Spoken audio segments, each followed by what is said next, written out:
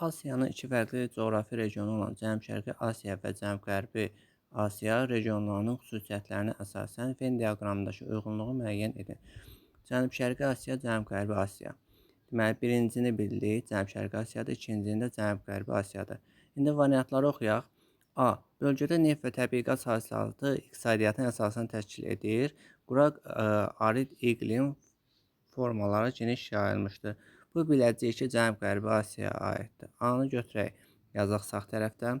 B. Ərazisində dünyanın ən böyük arxipelaq dövləti İndoneziya yerləşir və muson iqlimi hakimdir. Sol tərəfdə B-ni yazaq. Region ərazisində aktiv seismik zonalar, litosfer tavanı sərhədləri mövcuddur və zəlzələlər baş verir. Deməli, C-ni ortaya yazdım. Azərbaycan Respublikası coğrafi mövqeyinə görə bu regionun hüdudları daxilində yerləşir. Biz onu da götürüb D-ni sağ tərəfə yazacağıq. D-ni biraz səliqəli yazım. Sonra nə deyir? Y-də dünyanın ən bol yağıntı alan bəzi məntəqələri bu regionda yerləşir və çayları bol suludur. Onda biz Cənub-Şərqi Asiyaya yazsaq, düzdür, bol yağıntı da alır, çayları da bol suludur. Deməli 1BY, 2AD, 3C.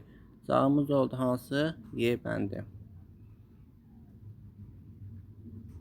Y bəndini buradan nişanlayaq.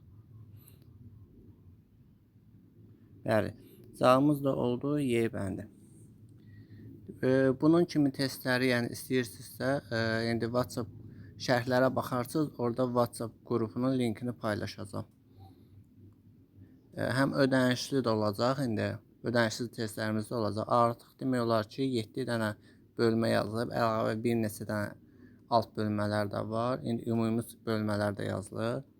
Hazırlanıbdır demək olar artıq.